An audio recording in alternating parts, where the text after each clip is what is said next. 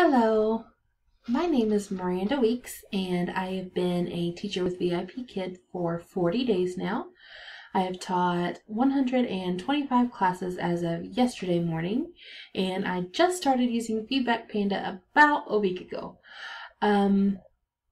Feedback Panda offers you a 1-month free trial, which is great, but I really didn't want to start using it myself until I had bookings to kind of back it up. I didn't really want to waste my 1-month free trial if I was only getting a couple bookings per week. So I kind of waited until my bookings built up quite a bit before I started using it. So far it's not saving me any time on my feedback, but that is because I personally love very detailed feedback, and there's absolutely nothing wrong with the feedback that teachers have uploaded to Feedback Panda for other people to use, but I personally just prefer feedback that is more detailed and have found kind of my specific style that I like for my feedback. So I prefer to create my own templates to use for each of my classes. So that's what's been taking me a little while. At the end of my video, I will show you how easy it is to go back and add feedback once you have already done that process before. It's definitely going to be a huge time saver, and I can see how it will pay off so well at the end. The first thing I want to tell you about Feedback Panda is it is a subscription-based service that charges per month, and they have a 5-month plan. $5 per month plan. Excuse me, I haven't had much sleep lately. And that plan gives you a limited amount of students and classes that you can add information for per month.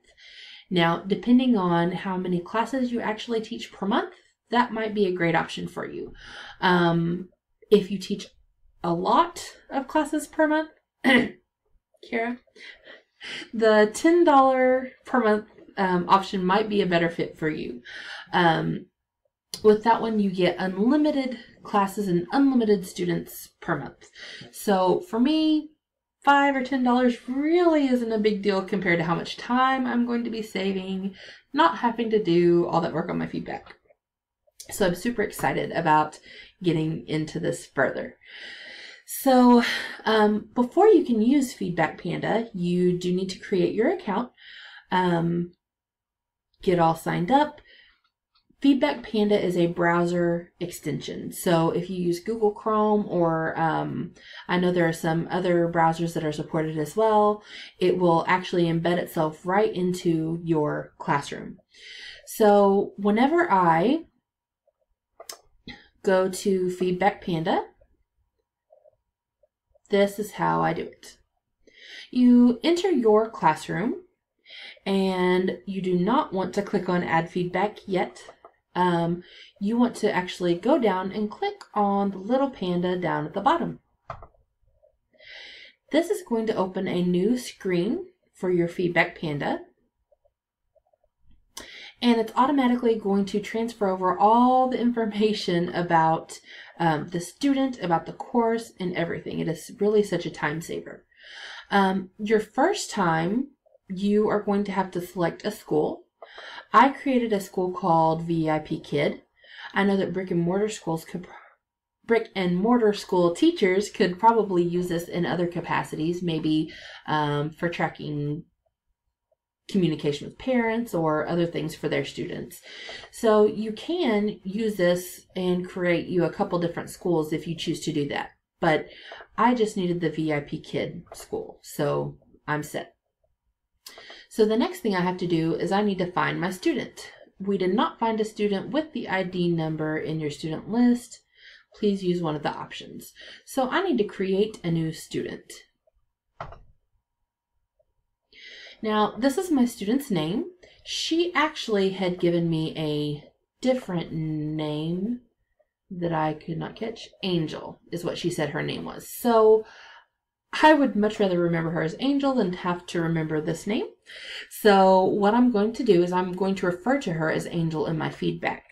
But I'm going to actually move her real name to the spot that says your nickname for the student. So this way, if I ever see her show up on my list, I can go find that name in Feedback Panda and be like, oh yes, that's who it was. But in my feedback, I want to refer to her as Angel. So I'm going to change the name of the student to Angel. In this section, you can enter a description of the student if you want to do that, if there's anything specific that jumps out at you. I found out that one of my previous students had a cat named Cinderella. That might be something I would like to remember for next time to make a connection with her. So that could be something I would put in the description box. Or if there was a certain way to motivate that student, then I could put that there as well. I know a lot of you track students by the number that's up in the web address bar. I had not started doing that yet. I had thought about it, but I really didn't want to spend the time to create a spreadsheet to do that. So I had not started that process yet. There's also an option here for you to enter the student's birthday. You do not have to do that if you don't want to. It is my personal preference to, just because, you know, I'm complicated. I like having it there. So I'm going to go ahead and enter this student's birthday. I am aware that they are not always correct, but I still like to just go in and enter it anyway. Okay, now, on the gender of this student is very important because the template that Feedback Panda pulls from is going to be based off of your choice here. So I do not use the app to make that choice. I use my eyes to make that choice. This one was a girl, so I am going to choose girl. If for some reason I'm not sure, then I'll go ahead and go with whatever the app said. Under previous classes, if I had taught the student before, I could change this number here to show how many times I have taught them before today. Because I'm not going to go in and enter all my previous feedback. I do not have time for that. So, but this way I could still keep track of how many times I've taught that student without having to go in and enter all their previous feedback. So since I have not taught her before, I'm going to leave that set to 0, and I'm going to click Create the Student. Okay, so now you can see my student information is filled out here, and now I need to select a course. So I have not taught this course before, so I'm going to click Create a New Course, and it pulls up the name and everything for the actual course number here. The alternative name, at first I had started to mess with that, and then later on I decided not to. The reason why is because that course name is exactly what you're going to see in the classroom on VIP Kid. So I thought it might be a good idea to be able to find it easier later if I just left it alone. I do, however, at the end of the alternative name, add the overall unit name, just because that's something I'm interested in, just to kind of help keep me on track. So I do enter that in. And then if there's any descriptions, like maybe if there's a really long math or phonics lesson in a unit, you could put that note here to help remind yourself. For me, I like to put the vocabulary words and any sentence patterns if there are any. So I'm going to go ahead and paste those there. And then you can see that it already has the course ID number. So all you have to do is click Create this course. And ta-da! It's created. So next time it will automatically pull that course up for you, and you will not have to fill out that information again. So if you had taught the class maybe yesterday, you could go in here to the date and change it to the actual date that you taught the lesson to help you keep good track. I did teach this lesson today, so I'm going to leave that part alone. Student performance, you can track it over time by marking how many stars you gave the student for that lesson. This student did do a great job, so I did give her 5 stars. So I'm going to leave that there. The Select a Template feature. This is where if you wanted to use feedback from another teacher, you could definitely do that. You would click Feedback Panda Cloud. And it's going to pull up a list of everything that has been imported by other teachers for this lesson as far as feedback. So you can see here how many imports each one has. That kind of lets you know which one's most popular as far as downloads. I'm going to click on it and it's going to open to show me what the feedback looks like. So this teacher actually left pretty extensive feedback for this one, which is great.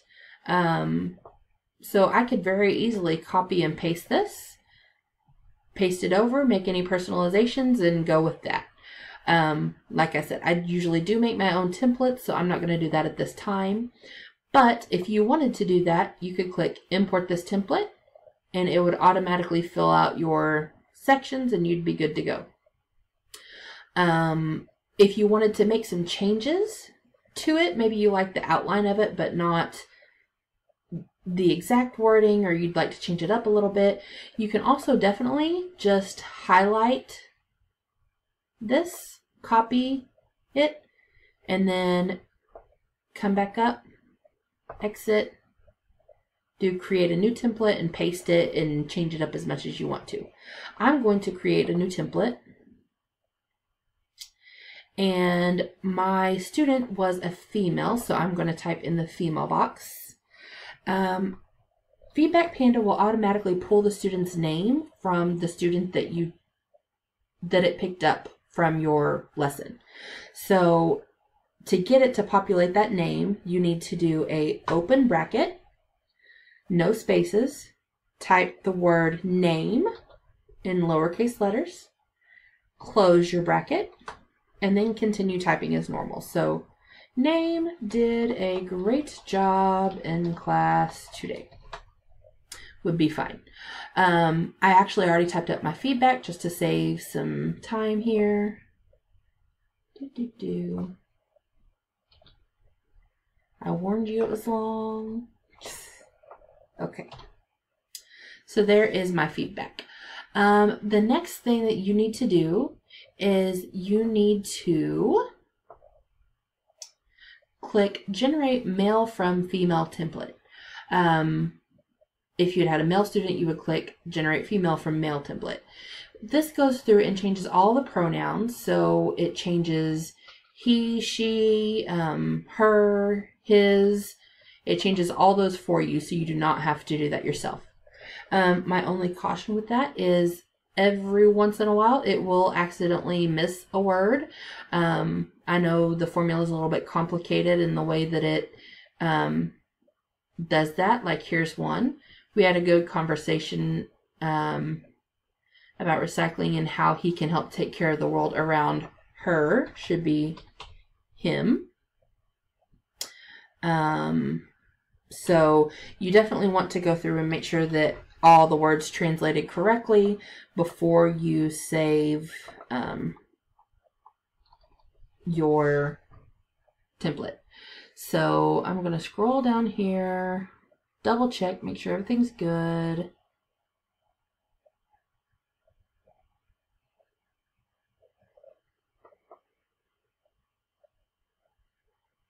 Sorry guys, trying to read. I know I might write too much.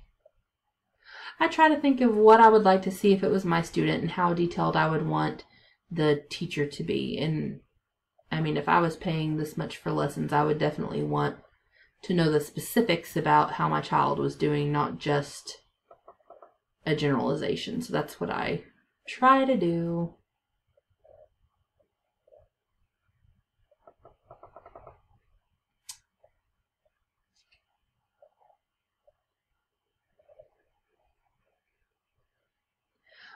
Okay, everything else looks good, so I'm going to go ahead and click Create this template. All right, and as you can see, it now took my female template because it recognized that my student was a female, and it inserted her name everywhere I had name. All my pronouns are correct, she, her, so everything's good to go. So now I'm going to click Copy Feedback to Clipboard. This is where I made a mistake my first time. It says feedback copied to clipboard. I thought that meant it automatically pulled it over into the VIP Kid Classroom, but that is not the case. Now, I have to split this video up into two, so I'm really sorry about that. But this is the end of part 1, and I will start part 2 off next. Stay tuned.